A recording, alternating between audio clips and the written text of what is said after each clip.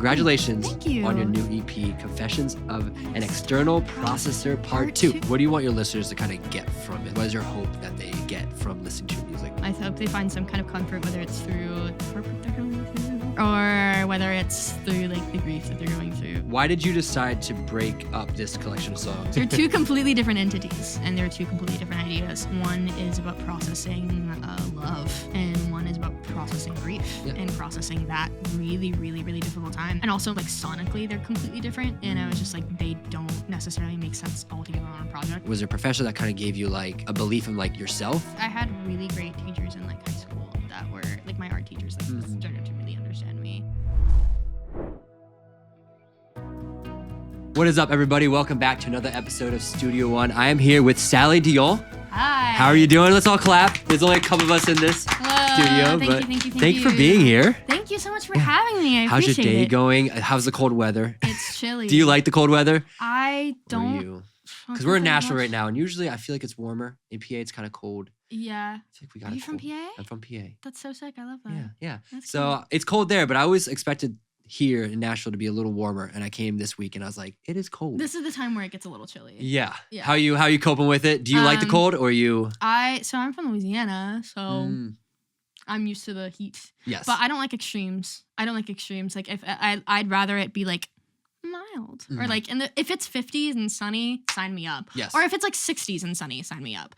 But like or like 70s, like that's fine. Yes. But if it's like extremely cold, if I saw like a meme that was like, oh, if the if the temperature is getting younger than my age, I don't want to go outside. And I'm like, if the temperature is younger than 26, I don't want to go outside. Nope. It's getting close. I feel like at night, it's close. All right, close. we're going to get into a little bit of a couple intro questions, and then we're going to play a game and then get into the whole interview. So I'm excited. intro questions is growing up in New Orleans. Yes. Yes. I got it. I was saying New Orleans, and it was just rough. So New Orleans, it's a very like music-rich environment. Yeah. So how did that shape how you write your music today? So I grew up outside of the city, and it's a very different scene. I definitely was influenced. Like my parents were very much influenced, or my dad loved like soul music and everything. And I think at the time that's kind of what I wanted to. But I've just always been really attracted to an alternative scene. And I knew that wasn't there necessarily. So I have always loved how beautifully messy the like indie music is. Yeah. And I've always like been like kind of attracted to that, whether it's like grungy or like sort of thing. Like it's always been interesting to me. So I guess I mean that environment was just not that much, not as much. But I guess it was like that. Yeah, that's awesome. How'd you get started in music? Was it through family? Was it just family? Oh, for sure. Awesome. Do they is your whole family musical? Or? Yes. Well, not my mom. My sister's favorite story. There was one time we were all like in the kitchen area, just vibing, and it was me because I have me and there was my twin sister and my mom and my dad, and my sister starts singing "Stand by Me" like Benny King, like and then my dad starts in the dum dum da da dum dum, and then I was harmonizing with Lizzie, and then my mom was there. Like she was just there, just enjoying it. She's not musical at all, but we get it from our dad, mainly, and he's very musically talented. I don't think he wanted to do that as a career though necessarily, but he loved like playing and stuff like that. And and my sister could sing me under a table. Yeah. Like she's got a killer voice. That's amazing. Has she ever sung on any of your songs? Or no, she doesn't want to. I keep trying to. I know. I keep trying to like, and she's like, if you really want it, that's fine. But you should be like, I really want it. Yeah, and I'm like, I do. I'm like, this would be really fun. And she's like, if you really want it, maybe, but like, it's just not my thing. Yeah. It's crazy because everyone was like, they all kind of believed in her musically, like, or they were, because we did like theater and stuff growing up, both of us, and so they were like, oh, she's gonna be on Broadway, like she's gonna do the thing. But I was super shy growing up, like super shy. So I didn't necessarily want to be heard, but so but I was very inspired by that sort of thing. And yeah, I knew I always wanted to do artist stuff, and I always wanted to write, but I didn't think I was smart enough for it. So yeah, well, it's here I am. awesome. I can't wait to get into some of your music in a little bit. Yeah, But thank last you. intro question Yes. is, when you're not doing music, Yeah. what is your activity that you like to do? Non-music related. Non-music related. I love to do anything creative. Okay. I love to I'm thinking about starting doing photography again. Ooh, And everything. I think that's it's cool. so fun. Or I used to do these things with my old roommates. We had painting days where it was really fun, and I Yeah. loved doing that. Like watercolors, or Yeah. you talk about sketching? Or just anything, we pretty would do we would do this activity. It was 10 minutes or maybe 5 minutes. We start painting something, then we pass it to the next person, and it's each That's kind of canvas. cool. It was so fun, and it was we had those painting days, which is the greatest. It's just expensive, but yeah, I like to music is definitely the forefront, but I miss doing. I haven't done it in a bit, but I miss I love exploring other opportunities creatively. Yes. So yeah. Yeah, I love that. Yeah. I love that. All right, Yeah. we're gonna get into a quick game. Would you rather? All right, so you ready I'm for this? scared. I know you got this. You got this. So the first question is, would you rather release a bunch of mediocre songs or one massive hit song? One massive hit song. for Yeah? sure. Yeah. Would you, if you could choose the massive hit, would it be a ballad? Would it be an upbeat song? If you could choose this, this is the one that's gonna go. I know I'm throwing that to you. Yeah, no, you're good. You're good. Maybe kind of in a mix between a ballad and a vibey song. Okay. Not necessarily super upbeat, but not necessarily but something an Alicia audience can sing Keys. along to. Yeah. Yeah. Yeah. So Alicia Keys. Alicia Yeah. Keys, I mean, I just for some reason I was that's kind of the vibe. I'm Yeah. getting, but Yeah. I love it. All right, the second one. Would you rather be a prodigy on guitar or piano? Probably guitar. Okay. Do you Not play the best guitar one. and I piano? do play guitar, and I do play a little bit of piano. I haven't done it in so long. Yeah. But I do play guitar. I'm not really confident in my own abilities necessarily, but it's fine. Bass is also super fun. Oh. I love bass. So would you rather be a prodigy in bass? Bass, then? yeah. Really? Actually, It's so stand up? Or fun. are we talking about stand up or okay, bass. like I rock, haven't. yeah. I need to get. my parents used to get me a bass. The thing is that they never saw me playing it because, again, I didn't really want to be heard. And so they also sold they used to have a piano thing, and I remember my sister being like, "Why are you selling that?" Because Sally plays it all the time. We never hear her play it. I'm like, I don't want to play in front of you guys because y'all are, But yeah, I just really, I love. I don't know. I played bass a lot growing up, and I think that was so fun. I love that. Yeah. That's yeah. amazing. Yeah, All right. thanks. So, third question. Yeah. Would you rather hear your favorite artist sing your least favorite song that you've written, or your least favorite artist sing your favorite song that you've written? No. I know. Probably my favorite artist and my least favorite song. I'd vomit either way, so I don't know. Probably that. Yeah. I think I'd be able to stand that more. I think they could probably put a better spin on it. So Okay. yeah. I love that. Yeah. Yeah, that's awesome. Yeah. Next one. Would you rather change your genre to screamo or country? Depends on what kind of you're talking about. We're going heavy metal. Oh, heavy and metal. then we're going country crunchy, country crunchy, twang. Okay. Either one if you had to. If I had to, I guess I would. I was talking to my friend. I was like, maybe country would make most sense. Yeah. But not pop country. Yeah. Like country. Almost bleeding into folk. Okay. I love folk music. I think folk is so fun. I've actually been experimenting a lot with folk lately with my producer. So that's been really fun. Yeah. I love it. Yeah. The last one. Yeah. Would you rather have everyone you know your honest thoughts for a day, or no one knowing how you feel for a month? No one knowing how I feel for a month. Absolutely. I feel like my honest thoughts are too much. Just be out there for everybody. They'd be like, oh my goodness. They'd be like, why? They were like, they might think I'm a terrible person. So no, it's fine. we all have stuff. We all have stuff. I guess. we all have stuff. It's fine. Yeah. It's okay. I love it. Well, thanks for playing the game. Thank you. We're going to get right into it now. New music. Cool. So Yes. it's a big thing. Congratulations Thank you. on your new EP, Confessions of an External Processor Part 2. Two. So there's a Part 2. Okay. Yes. So we're going to get into the Part 1 in a minute. But what Right. was the process of writing this E EP? It was great. I was kind of going to my producer a lot just in general. But I was kind of in a grieving period. Because not to be like personal necessarily, but there was a lot of stuff going on at home, or the house I lived in. Yeah. My roommate, her best friend had passed, yeah. and I was trying to process it all. Yeah. And I was like barely staying alive at that point, and it was really, really, it was a lot. But I was really, really, really lucky to have my producer to be such like an emotional rock for me. Yeah. I knew I wanted to write about it, especially like after part 1 and everything. I just so it was kind of like I would go to his house a lot, and he was like, I kind of came up with something a little grungy, and I was like, oh, okay. And so he came up with that like chord progression, and I was like, I'm obsessed, let's do it. And so I started writing that immediately, and we kind of wrote that in like about 30 minutes to an hour. Wow. Maybe. So yeah, that's amazing. Thanks. So this is part 2. Yeah. And why did you decide to break up this collection of songs? Because I think each EP, if I remember correctly, it has 4 songs. 3 songs. 3 songs. Okay, so each has 3. So you could have had a full album of like 6 or so songs, but you decided to cut it in half. Like, what was your thought process behind that doing it in 2 different parts? They're 2 completely different entities. Yeah. So, and they're 2 completely different ideas.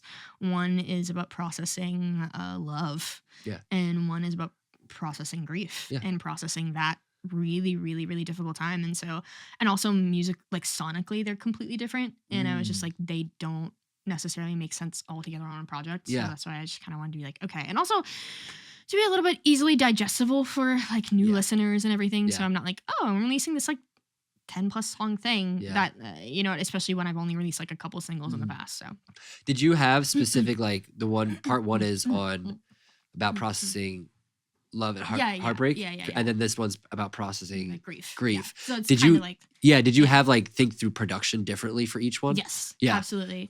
I mean, I think I was still in part 1. I was still figuring out what I wanted to like sonically who I was. I mean, it still sounds like me, I guess, but part 2 is like where I really started leaning in to indie rock and shoegaze almost. Yeah, and that kind of like, I think that's where that's why I was like, I knew I did need to break it up into 2 processes. And also like these are or 2 like different parts, and these are completely like different sounds of mine. So I think this was just like, it just made more sense that way. So. Yeah.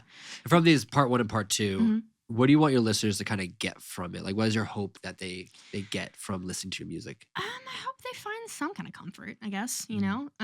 This was just like me like processing as much as I could, and I wanted to share because I like to share my thoughts through that way. And so I hope they find some kind of comfort, whether it's through the heartbreak they're going through,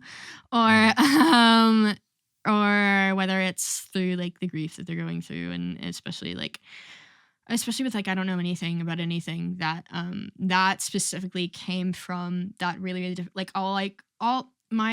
because my friend had passed, all I could say to her, all I thought was, I don't know anything about anything. I don't know what to say. It was hard to see somebody lose somebody in real time. Yeah. And I hope that they can find comfort in the fact of like, especially they're at a loss for words. Yeah. You know? Yeah. So, no, I love it. That's great. Thank you. Yeah. I love like your style and your feel that you have in your music. Who kind of inspired you in like the feel that you're creating with your music? Like, are there any artists or anything like that kind of like inspired you to be like, many.